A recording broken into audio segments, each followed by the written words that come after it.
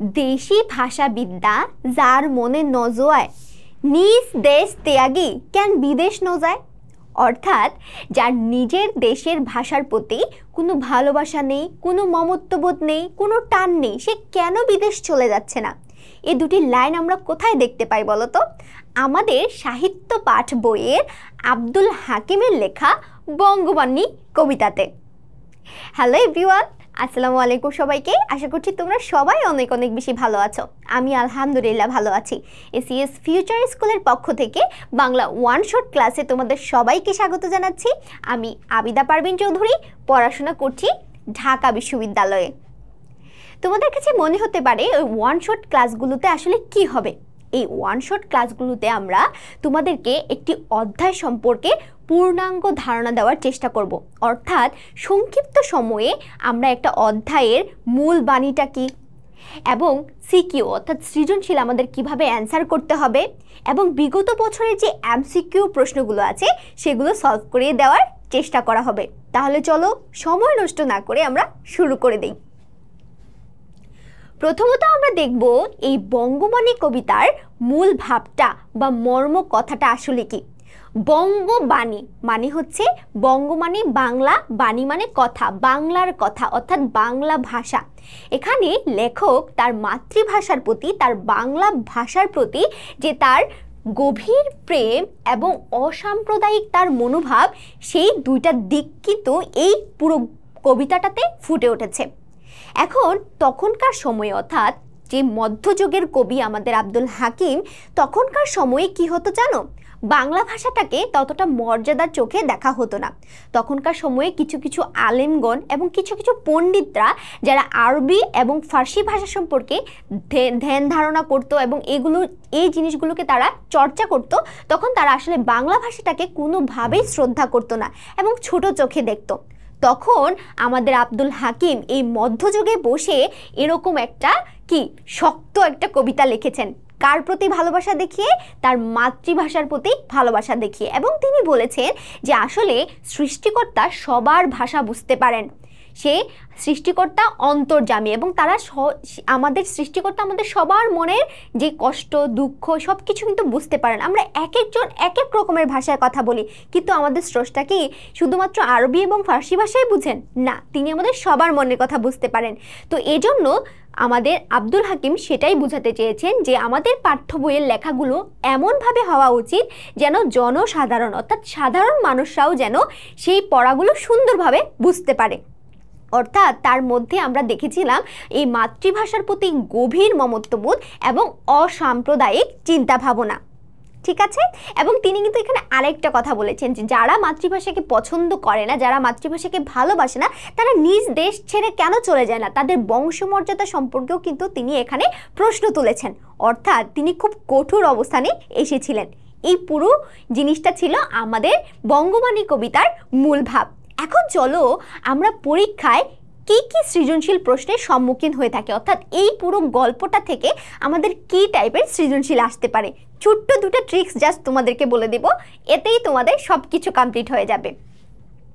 প্রথমত আমরা দেখব নিজ ভাষা এবং সংস্কৃতির প্রতি যে অবহেলা, সেই দিকগুলো কিন্তু লেখক এই কবিতায় ফুটিয়ে তুলেছেন। এবং দ্বিতীয়ত দেখব যে আমাদের মাতৃভাষার প্রতি তার যে মমত্ববোধ, এটাও কিন্তু তিনি এই কবিতায় ফুটিয়ে তুলেছেন। এখন তোমাদের পরীক্ষায় এরকম একটা উদ্দীপক দিয়ে দিতে পারে যেখানে মাতৃভাষাকে হেয় করে, অর্থাৎ কেউ একজন হয়তো ইংরেজি ভাষায় কথা বলতে পছন্দ করতেছে, সে তার মায়ের ভাষা বাংলাটাকে পছন্দ করতেছে না।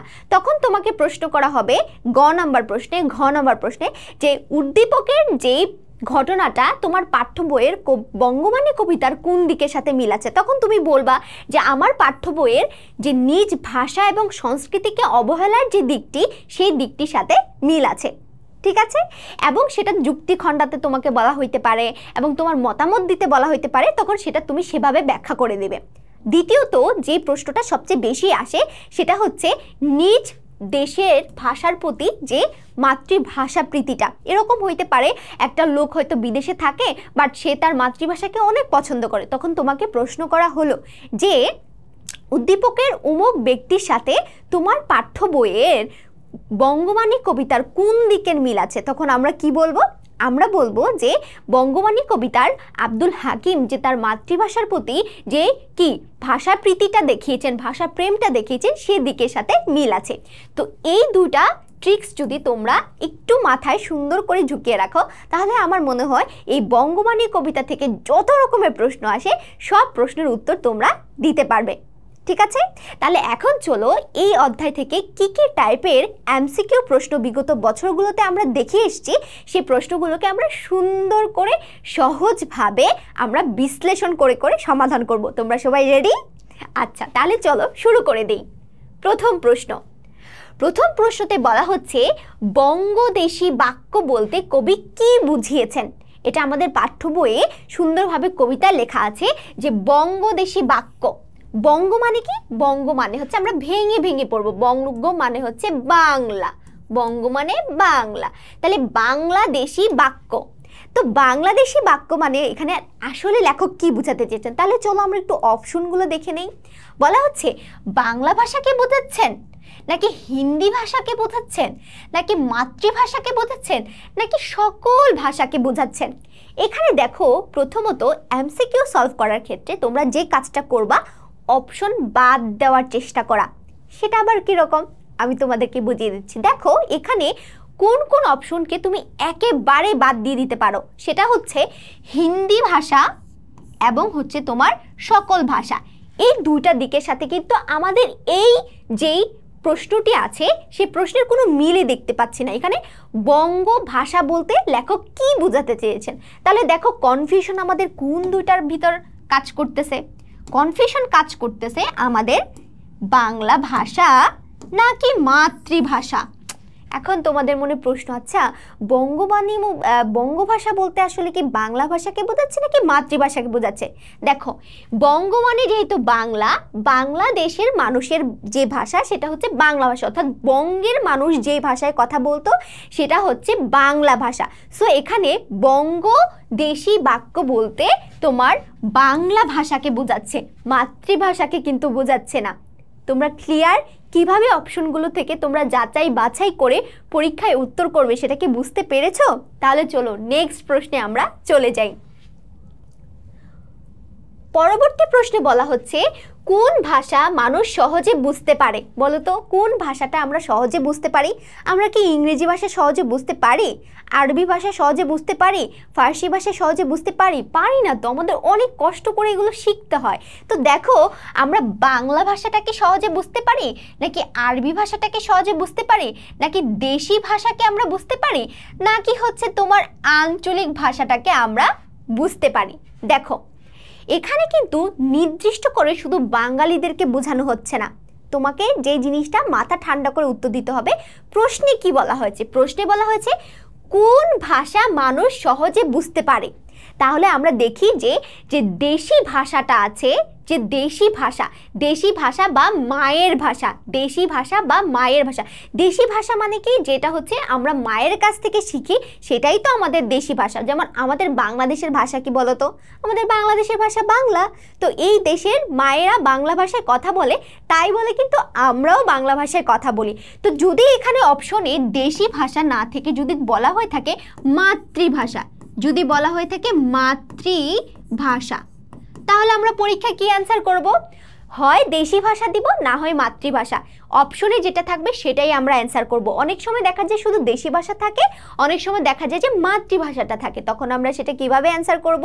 আমরা অ্যান্সার করব আমরা সহজে বুঝতে পারি আমাদের দেশি ভাষা বা মাতৃভাষাকে।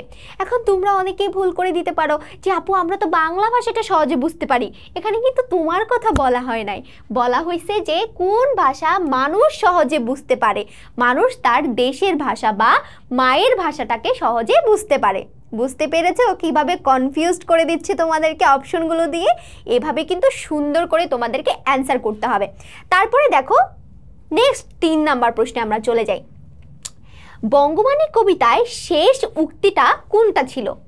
বঙ্গবাণী কবিতায় একদম শেষের যে লাইনটা সেটা কি ছিল বলো তো? সবাই একটু বইটা আমরা হাতে নিয়ে নিই, যেহেতু আমরা বঙ্গবাণী কবিতাটা পড়ছি আমরা বইটা একটু সামনে রাখি। চলো আমি একটু টুক করে তোমাদের বইটা হাতে নিয়ে নিলাম। দেখো বইয়ের মধ্যে প্রত্যেকটা লাইন মিলিয়ে দেখো তো যে কোন লাইনটা সবার শেষের লাইন। দেখো নিজ দেশ ত্যাগী কেন বিদেশ ন যায়। আচ্ছা, নিজ দেশ ত্যাগী কেন বিদেশ ন যায়, তারপরে কিন্তু একটা লাইন আছে, মাতা পিতামহ ক্রমে বঙ্গত বসতি। বঙ্গত কি বঙ্গেত বসতি, তার মানে এটা শেষে একটা লাইন আছে, এটা তো আমাদের শেষ লাইন না, তাহলে এটা ক্রস চিহ্ন। সেসব কাহার জন্ম নির্ণয় ন জানি, সেসব কাহার জন্ম নির্ণয় ন জানি, তার শেষে কিন্তু আরেকটা লাইন আছে, দেশি ভাষা বিদ্যা যার মনে ন জুয়ায়, তার মানে এটাও আমাদের শেষ লাইন না। তারপরে চলো আমরা তাহলে এটাতে ক্রস দিলাম, সেই বাক্য বুঝে প্রভু আপে নিরঞ্জন। আচ্ছা, সেই বাক্য কি প্রভু যে বুঝে, এটা কই এটা কই, এই যে সেই বাক্য বুঝে প্রভু আপে নিরঞ্জন। দেখো তার শেষে কিন্তু আরেকটা লাইন আছে, সেটা হচ্ছে সর্ববাক্যে বুঝে প্রভু কিবা হিন্দুয়ানি, তার মানে এটাও আমাদের শেষ লাইন না, এটাও ক্রস দিলাম। দেশি ভাষা উপদেশ মনে হিত অতি, দেশি ভাষা উপদেশ মনে হিত অতি, এটা হচ্ছে আমাদের বঙ্গমণি কবিতার একদম সবার শেষের লাইনটা।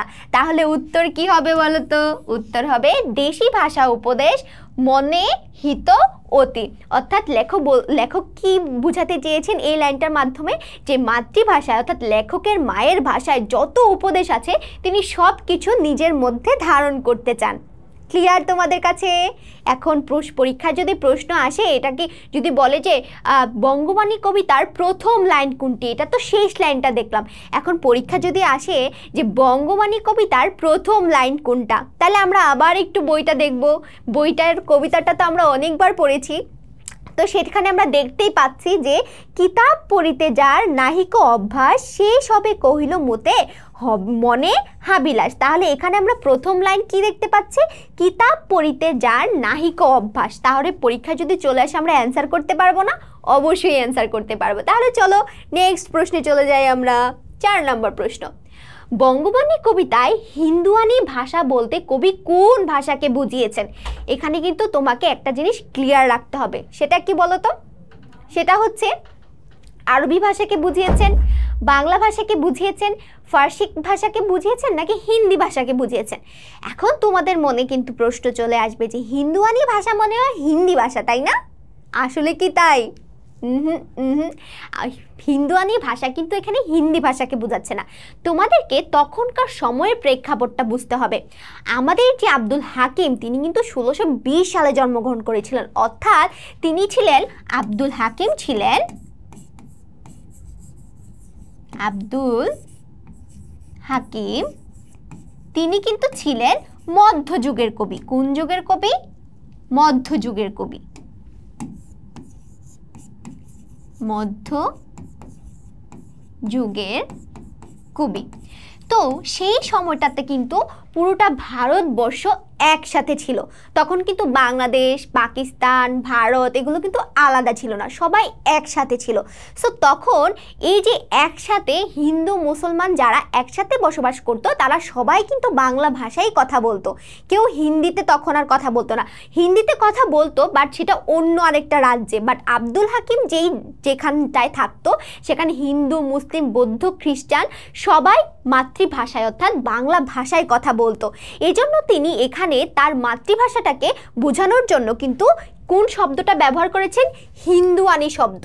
যারা এই বাংলা ভাষাটাকে ঘৃণা করত, তারা হিন্দুয়ানি ভাষা বলে বাংলা ভাষাটাকে ঘৃণা করত। তো এই হিন্দুয়ানি দ্বারা কিন্তু লেখক বাংলা ভাষাকে বোঝাচ্ছেন। ভুলেও কিন্তু পরীক্ষায় উত্তর দেওয়া যাবে না যে হিন্দি ভাষাকে বোঝাচ্ছেন। তাহলে উনি কোন ভাষাকে বোঝাচ্ছেন? বাংলা ভাষাকে। যেহেতু তখন হিন্দুস্তান নাম ছিল পুরো ভারতবর্ষটা, তখন এজন্য হিন্দুস্তানি শব্দ বা হিন্দুস্তানি ভাষা অর্থাৎ বাংলা ভাষাকে তিনি বুঝিয়েছেন। ক্লিয়ার তোমাদের কাছে কনসেপ্টটা? তাহলে চলো পরবর্তী প্রশ্নে আমরা চলে যাই। বঙ্গবাণী কবিতায় কারা হিন্দুর অক্ষরে হিংসে করে?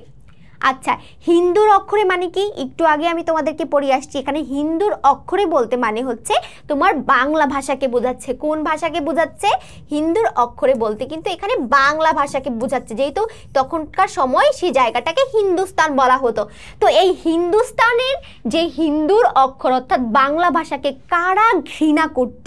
এই বাংলা ভাষাটাকে কারা কি করতো না? সম্মান করতো না? দেশদ্রোহীরা, ভাষা বিদ্বেষীরা, নির্বোধরা নাকি মারফতে জ্ঞানহীনরা? কারা বলো তো?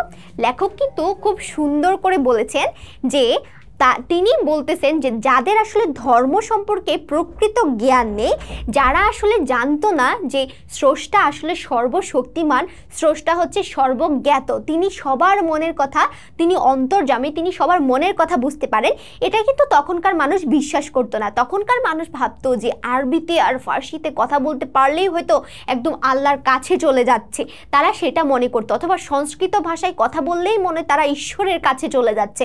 তাদের মনোভাবটা তখন এমন ছিল, তারা বাংলা ভাষাটাকে সম্মান করতো না। অর্থাৎ যারা মারফতে জ্ঞানহীনরা, মারফতে জ্ঞানহীন মানে হচ্ছে যাদের সৃষ্টিকর্তার প্রতি যাদের মানে হচ্ছে তোমার সঠিক জ্ঞান ছিল না, হ্যাঁ, মারফতে জ্ঞান না থাকা, অর্থাৎ সঠিক জ্ঞান না থাকা, স্রষ্টার প্রতি ধর্মের প্রতি যাদের সঠিক জ্ঞান ছিল না, তাদেরই আসলে কি করতো, তারাই আসলে হিন্দুর অক্ষর বা এই বাংলা ভাষাটাকে অবহেলা করতো। এটা কিন্তু আমাদের বইয়েই লেখা আছে। তাহলে উত্তর কি হবে? উত্তর হবে মারফতে, কি হবে উত্তর? মারফতে জ্ঞানীরা। আচ্ছা, আমি একটু কলমটা চেঞ্জ করে ফেলি, কারণ তোমরা মনে হয় বুঝতে পারছো না। ওকে, তাহলে আমাদের উত্তর হবে মারফতে জ্ঞানহীনরা। তাহলে চলো পরবর্তী প্রশ্নে আমরা চলে যাই। বঙ্গবাণী কবিতাটি কোন কাব্যগ্রন্থ থেকে সংকলন করা হয়েছে? আমরা কিন্তু জানি বঙ্গবাণী কবিতাটি আমাদের লেখকের যে বিখ্যাত কাব্যগ্রন্থ, এই নূরনামা কিন্তু আব্দুল হাকিমের বিখ্যাত একটি কাব্যগ্রন্থ, ঠিক আছে? এই বিখ্যাত কাব্যগ্রন্থ থেকেই কিন্তু এই হচ্ছে তোমার বঙ্গবাণী কবিতাটি নেওয়া হয়েছিল, ঠিক আছে? আর এই যে বঙ্গবাণী কবিতাটা যখন তিনি লিখেছিলেন তখন কিন্তু সেখানে অবস্থান করেছিল মধ্যযুগ, মনে রাখবা, মধ্যযুগ। এখন তোমাদের কাছে প্রশ্ন আসতে পারে, এই মধ্যযুগে বসে লেখক তার মাতৃভাষার প্রতি যে ভালোবাসাটা দেখিয়েছেন, যে স্ট্রং একটা স্টেপ তিনি নিয়েছিলেন, এটা কিন্তু আসলেই প্রশংসার যোগ্য ছিল, ঠিক আছে? তাহলে আমরা যদি প্রশ্ন আসে পরীক্ষায় যে বঙ্গবাণী কবিতাটি কোন কাব্যগ্রন্থ থেকে নেওয়া হয়েছে, সেটা নূরনামা কাব্যগ্রন্থ থেকে নেওয়া হয়েছে, এবং এটি হচ্ছে তার একটি বিখ্যাত কাব্যগ্রন্থ। কি কাব্যগ্রন্থ? তার একটি বিখ্যাত কাব্যগ্রন্থ, ঠিক আছে? আর তার অন্যান্য যে কাব্যগুলো ছিল সেগুলো ছিল হচ্ছে শিহাবুদ্দিন নামা, নসিহতনামা এবং শহরনামা, এগুলো তার অন্যান্য কাব্যগ্রন্থ ছিল, ঠিক আছে? তাহলে চলো নেক্সট প্রশ্নে চলে যাই। ইজি লাগছে না কঠিন লাগছে? ইজি না বলো? একদম পানি ভাতের মতো সোজা। তারপরে দেখো, বঙ্গবাণী কবিতায় কবি আব্দুল হাকিম তীব্র খুবে যে বলিষ্ঠ বাণী উচ্চারণ করেছেন তা হলো, এখানে কিন্তু তিনি অনেক রাগ দেখিয়েছেন, অর্থাৎ তিনি বলতেছেন যারা আসলে মাতৃভাষাকে ভালোবাসে না তাদের প্রতি তার যে ক্ষোভটা প্রকাশ পেয়েছে সেটা কোন লাইনের মাধ্যমে প্রকাশ পেয়েছে সেটা আমাদেরকে বুঝতে হবে। দেখো যে বঙ্গবাণী কবিতায় কবি আব্দুল হাকিম তীব্র ক্ষোভে যেই বলিষ্ঠ বাণীটা উচ্চারণ করেছিলেন সেটা আসলে কি ছিল? নিজ দেশ ত্যাগী কেন বিদেশ ন যায়, সেই সব কাহার জন্ম নির্ণয় ন জানি, হিন্দুর অক্ষর হিংসে সে সবের গণ, যে সবে বঙ্গেতে জন্মি হিংসে বঙ্গবাণী।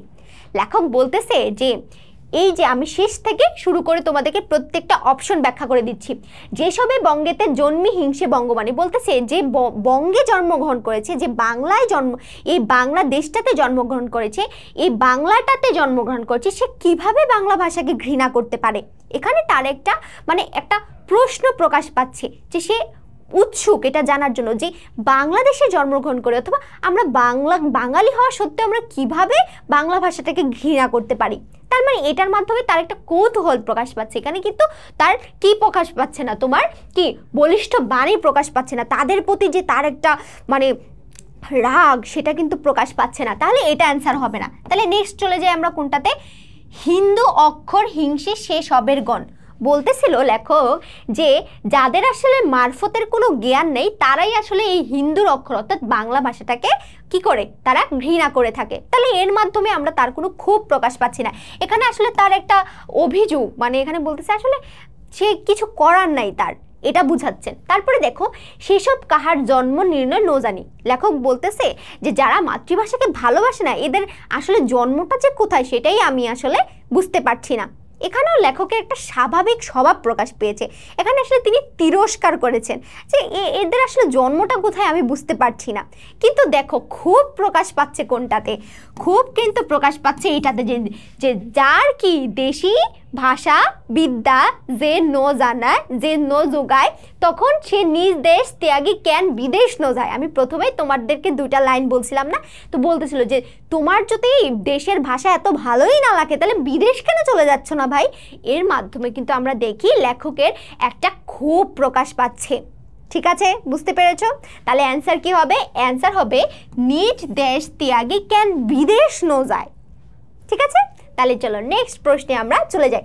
এভাবে যখন আমরা অপশনগুলো বিশ্লেষণ করে করে পড়ব তখন দেখবা যে যত জটিল এমসিকিউ আসুক না কেন তুমি ইজিলি অ্যান্সার করতে পারতেছো। তুমি যখন সবকটা বাদ দিয়ে দিবা বাকি যেটা থাকবে সেটাই অ্যান্সার হয়ে যাবে। ঠিক আছে, তাহলে চলো নেক্সট প্রশ্নে আমরা চলে যাই। সেই বাক্যে বুঝে প্রভু আপে নিরঞ্জন বলতে কি বোঝানো হয়েছে? বলতেছে সেই বাক্য বুঝে প্রভু আপে নিরঞ্জন। এখানে এই লাইনটি দ্বারা বোঝানো হচ্ছে যে আমাদের সৃষ্টিকর্তা, আমাদের যিনি স্রষ্টা, তিনি হচ্ছে কি বলো, তিনি অন্তর্যামী, তিনি সবার মনের কথা বুঝতে পারেন। এখন দেখো আমি বাংলা ভাষায় কথা বলি, অনেকে ইংরেজি ভাষায় কথা বলে, অনেকে ফার্সি ভাষায় কথা বলে, অনেকে পর্তুগিজ ভাষায় কথা বলে। এখন এক এক দেশের মানুষ এক এক ভাষায় কথা বলে, তারা কি সৃষ্টিকর্তার সাথে কথা বলে না? আমরা কি সালাত আদায় করার সময় আমাদের নিজের ভাষায় দোয়া করি না? অবশ্যই দোয়া করি। এই জন্যই বলা হচ্ছে সৃষ্টিকর্তা অন্তর্যামী, তিনি সবার কথা বুঝতে পারেন, তিনি সবার মনের ভাবটা তিনি কি করতে পারেন, উপলব্ধি করতে পারেন। তো এই জন্য লেখক বলতেছেন যে সেই বাক্য বুঝে প্রভু আপে নিরঞ্জন, প্রভু নিজে সবার সব ধরনের বাক্যই কি করতে পারেন, বুঝতে পারেন। তাহলে এটা এই অপশনগুলোর কোথায় প্রকাশ পাচ্ছে সেটা আমাদেরকে বিশ্লেষণ করে জানতে হবে। যেমন দেখো, স্রষ্টা সর্বভাষা বুঝেন, আরবি ভাষা স্রষ্টার নিকট প্রিয়, মর্মী সাধনা সব ভাষায় করা যায়, সব ভাষা স্রষ্টার নিকট গ্রহণযোগ্য। দেখো এখানে তারা আমরা বুঝতে পারছি যে এই লাইনটা এবং এই অপশনটা, এই দুইটা অপশনই হচ্ছে আমাদের বাদ, এই দুইটার সাথে আমাদের প্রশ্নের কোনো সম্পর্ক নাই। এখন কনফিউশন দুইটার মাঝখানে, সেটা হচ্ছে স্রষ্টা সর্বভাষা বুঝেন, সব ভাষা স্রষ্টার নিকট গ্রহণযোগ্য। কথা কিন্তু দুইটাই সত্য, কোনোটা অস্বীকার করার মতো না, দুটা কথাই কিন্তু সত্য যে স্রষ্টা সব ভাষা বুঝেন এবং তার নিকট সকল ভাষা গ্রহণযোগ্য।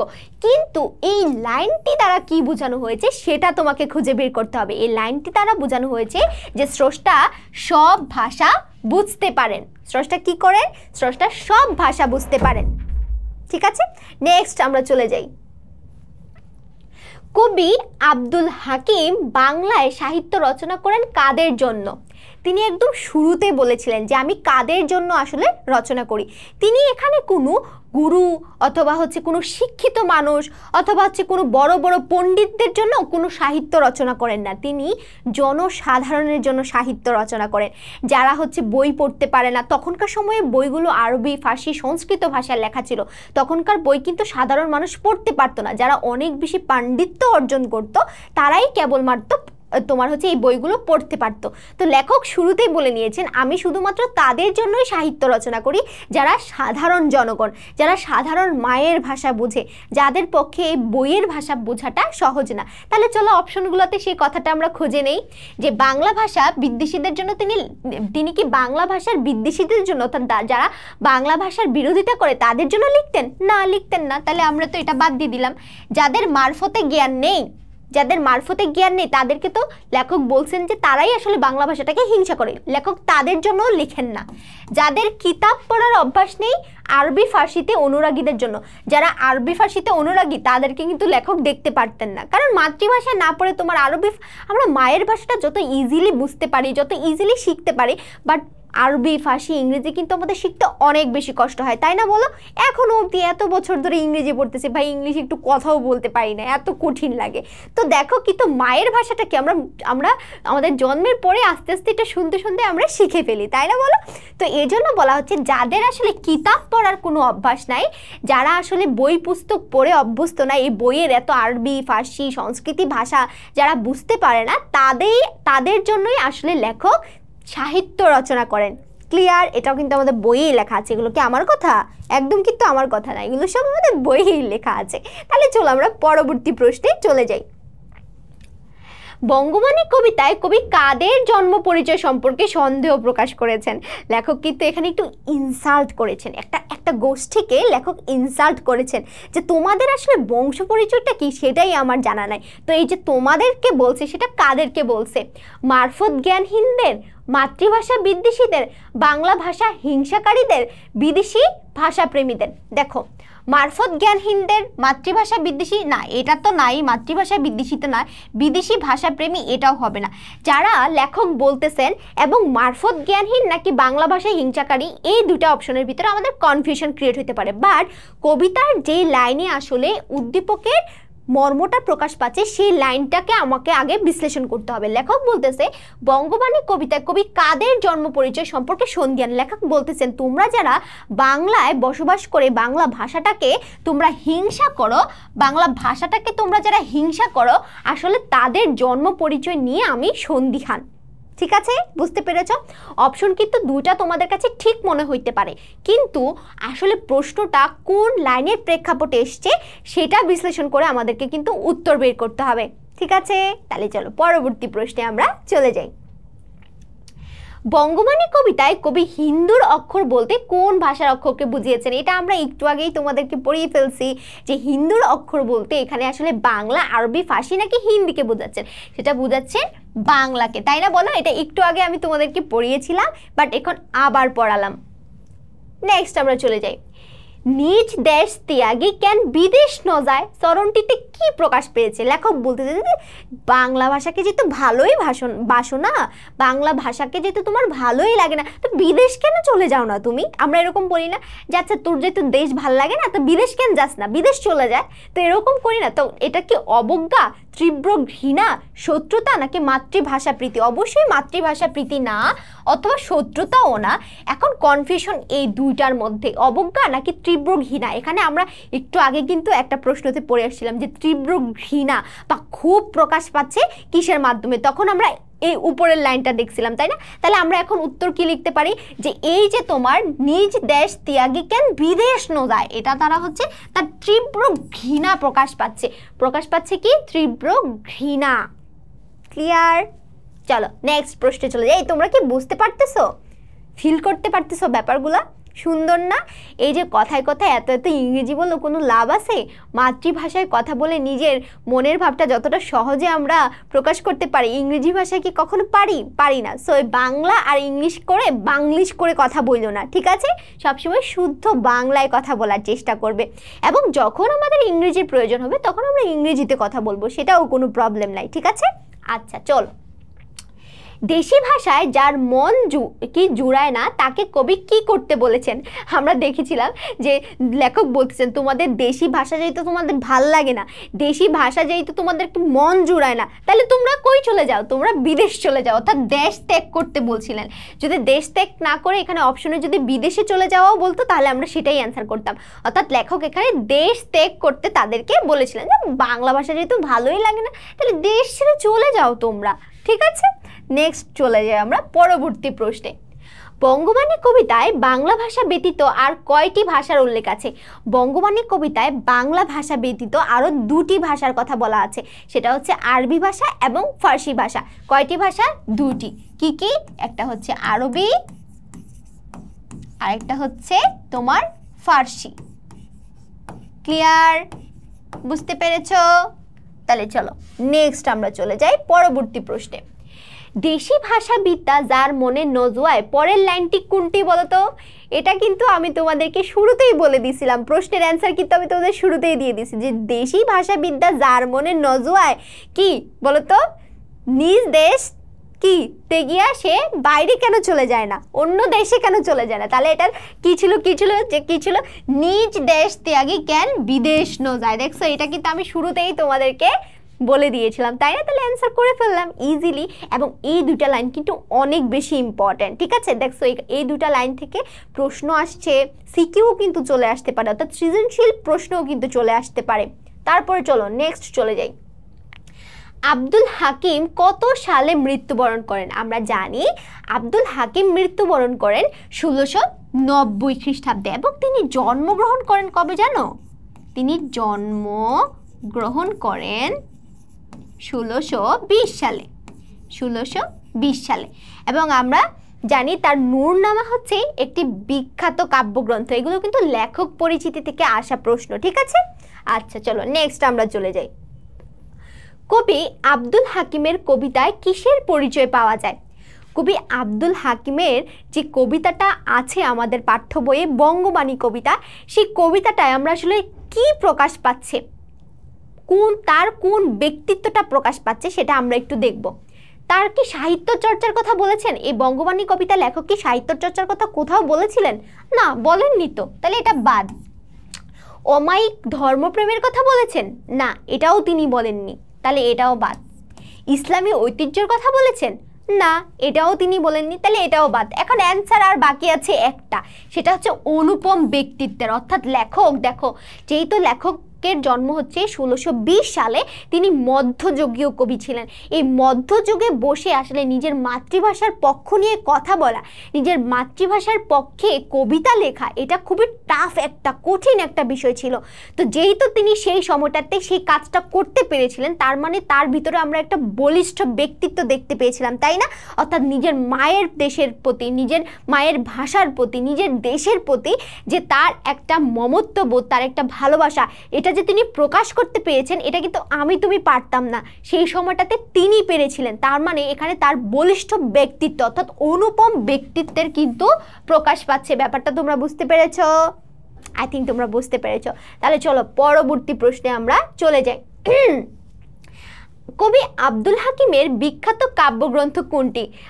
একটু আগে আমরা বলেছি, আবারও প্রশ্নটা চলে এসছে, কিছু করার নেই, আমরা অ্যান্সার দিয়ে দিচ্ছি। সেটা হচ্ছে নূরনামা। সেটা হচ্ছে কি বলতো? নূরনামা। এই নূরনামা হচ্ছে আমাদের আব্দুল হাকিমের কি বিখ্যাত কাব্যগ্রন্থ। এছাড়া তার অন্যান্য যে কাব্য সেগুলো তিনটি, ইউসুফ জুলেখা, কারবালা, শহরনামা, লালমতি, হচ্ছে অন্যান্য কাব্য। হ্যাঁ, এগুলো হচ্ছে অন্যান্য কাব্য, এগুলোও কিন্তু তার লেখা, অন্যান্য কাব্য। ঠিক আছে, তাহলে চলো পরবর্তী প্রশ্নে আমরা চলে যাই। বঙ্গবাণী কবিতাটি কোন শতকে রচিত হয়েছিল? সেটা কিন্তু তোমার সপ্তদশ শতকে রচিত হয়েছিল। এটা কিন্তু আমাদের পাঠ্য বইয়ে দেওয়া আছে, এটা কিন্তু আমার কথা না। এখন তোমাদের মনে প্রশ্ন আসতে পারে, আপু এটা কোত্থেকে দিলেন? এটা তোমার বইয়ের শব্দার্থের যে অংশটা, বইয়ের যে শব্দার্থের অংশ, সেখানে কিন্তু সুন্দর করে দেওয়া আছে, তাই না বলো?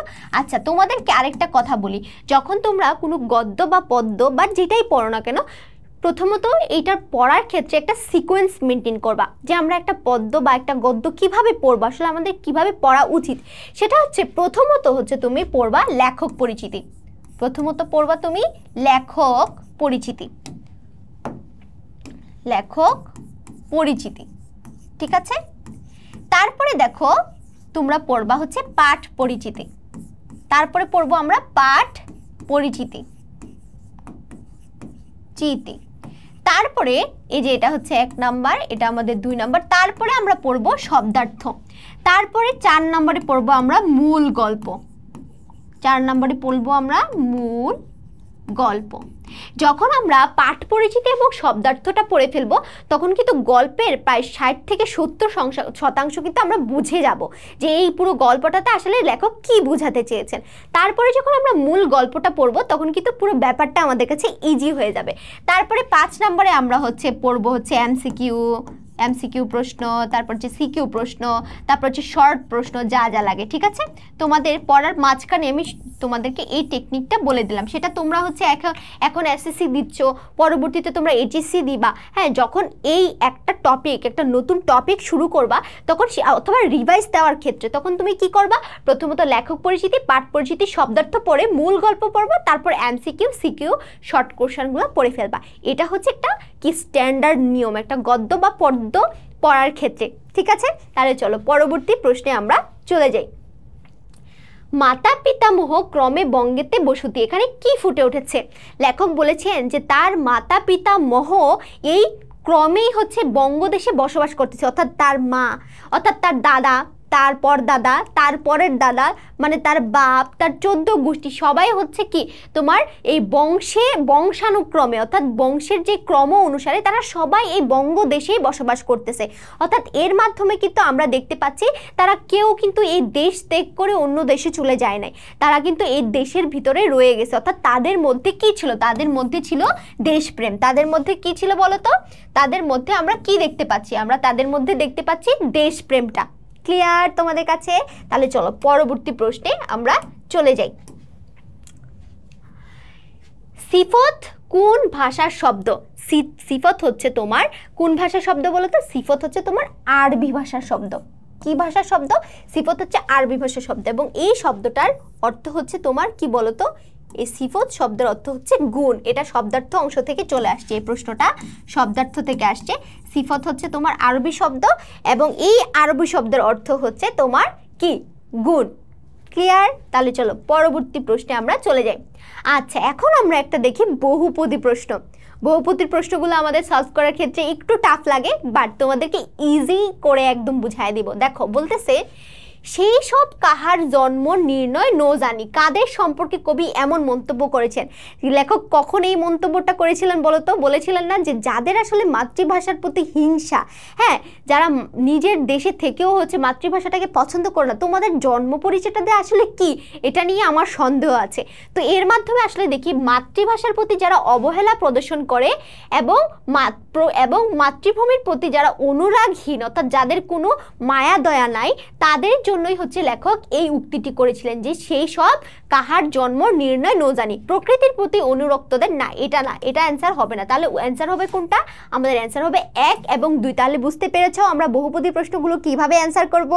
আশা করছি তোমরা বুঝতে পেরেছো। তারপর আরেকটা প্রশ্ন আমরা দেখি বহুপদী, সেটা হচ্ছে মাতা পিতা মোহক্রমে বঙ্গেত বসতি।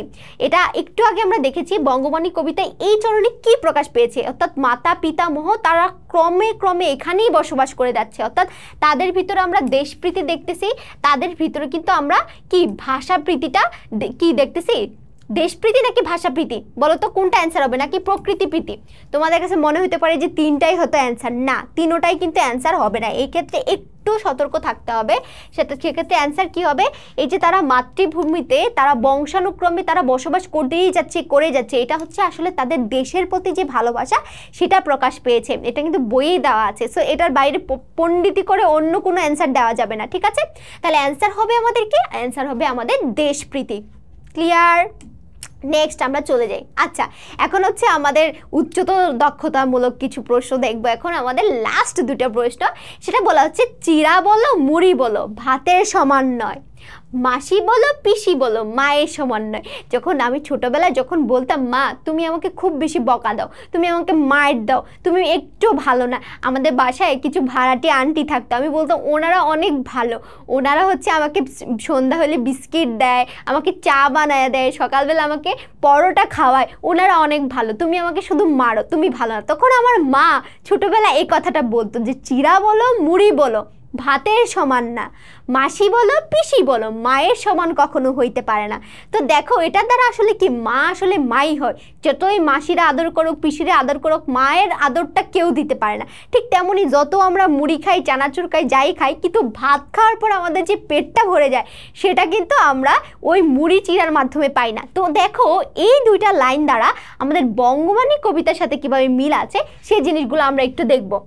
উদ্দীপকে বঙ্গবাণী কবিতার কোন ভাষার গুরুত্বকে বোঝানো হয়েছে বলো তো? বলো যত আরবি ভাষায় কথা বলো, যত ফার্সি ভাষায় কথা বলো না কেন, কিন্তু মায়ের ভাষার মতো এত সাবলীলভাবে কিন্তু কখনোই তুমি অন্য ভাষায় কথা বলতে পারবে না, অর্থাৎ বাংলা ভাষার প্রতি, তাই না? বাংলা ভাষায় যতটা সহজে আমরা কথা বলতে পারি অন্য ভাষায় কিন্তু সেটা পারি না। তারপরে ধরো নেক্সট চলে যাই। উদ্দীপকের মূল ভাব নিচের কোন চরণের সাথে সাদৃশ্যপূর্ণ? দেশি ভাষা উপদেশ মনে হিত অতি, আরবি ফার্সি হিন্দে নাই দুই মতো, দেশি ভাষা বিদ্যা যার মনে নজোয়ায়, আরবি ফার্সি শাস্ত্রে নাই দুই মত। আচ্ছা, এখানে আরবি ফার্সি শাস্ত্রে নাই দুই মত দ্বারা হচ্ছে এখানে তিনি বলতেছিলেন যে এই আরবি ভাষা ফার্সি ভাষার প্রতি কিন্তু আমার কোনো রাগ নাই, ক্ষোভ নাই, এই দুইটা ভাষাও ভালো, কিন্তু সেটা আমার মায়ের ভাষার উপরে না। তার মানে এটা এখানে প্রকাশ পাচ্ছে না। দেশি ভাষাবিদ্যা যার মনে ন জয়, এখানে হচ্ছে যারা দেশি ভাষাকে বা বিদ্যাকে হচ্ছে সম্মান করতো না তাদেরকে হচ্ছে বোঝানোর জন্য বলা হয়েছিল যে যাদের মনের ভিতরে এই দেশি ভাষার প্রতি কোনো মমত্ববোধ নাই। তাহলে এটাও আমরা এখানে প্রকাশ পাচ্ছি না যে আরবি ফার্সি হিন্দে নাই দুই মত, ওই সেম কথা নাই দুই মত, তাহলে এটাও হবে না। তাহলে একটা বাকি থাকতেছে কি, দেশি ভাষা উপদেশ মনে হিত অতি, অর্থাৎ এই দেশীয় ভাষায় যত উপদেশ আছে, যত যা কিছু আছে, এই সব কিছু আমি আমার নিজের মধ্যে নিয়ে নিতে রাজি আছি। অর্থাৎ বলতেছে আরও যত ভাষাই থাকুক না কেন, যত স্ট্যান্ডার্ড ওয়ে থাকুক না কেন, আমি আমার মায়ের ভাষা অর্থাৎ আমি আমার মাকে যতটা আপন করে নিতে পারবো, ঠিক মাতৃভাষাটাকেও এভাবে আমরা আপন করে নিতে পারবো। তাহলে উদ্দীপকের এই যে লাইনটির সাথে আমরা দেখতে পাচ্ছি দেশি ভাষা উপদেশ মনে হিত অতি, এই লাইনটি মিল আছে, তাই না বলো?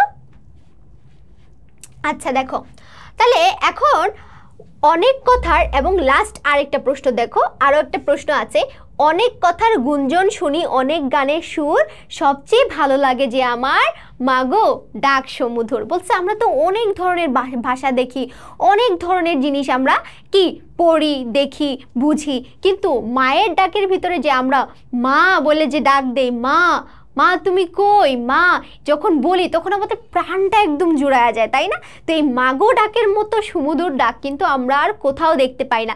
তো এই লাইনটার সাথে আসলে আমাদের পাঠ্য বইয়ের কোন কবিতার অথবা কোন গদ্যের মিল আছে? আমরা জানি যে মাতৃভাষা সম্পর্কে শুধুমাত্র বলা হয়েছে আমাদের বঙ্গবাণী কবিতায়, যে বঙ্গবাণী কবিতার সাথে উদ্দীপকের একটা মিল রয়েছে, তাই না বলো? এবং দেখো তারপরে বলতেছে অনেক গানের সুরের মধ্যে কোন ভাষার সুর তোমার কাছে সুমধুর?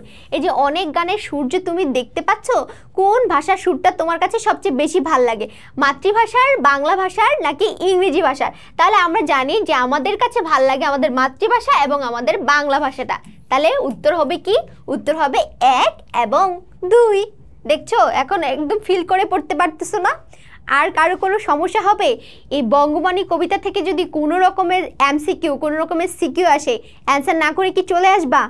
একদম না। আমি আশা করছি তোমরা সবাই সুন্দরভাবে এই টপিকটা থেকে কি উত্তর করতে পারবা। তাহলে আজকে আমরা বঙ্গবাণী নিয়ে আলোচনা করলাম, নেক্সট ক্লাসে আমরা পরবর্তী কবিতা নিয়ে আমরা এরকম সুন্দর করে গল্পে গল্পে ছন্দে ছন্দে সলভ করব প্রশ্ন, ঠিক আছে? তাহলে দেখা হচ্ছে পরবর্তী ক্লাসে। সবাই ভালো থাকো, সুস্থ থাকো, আল্লাহ হাফিজ, টাটা।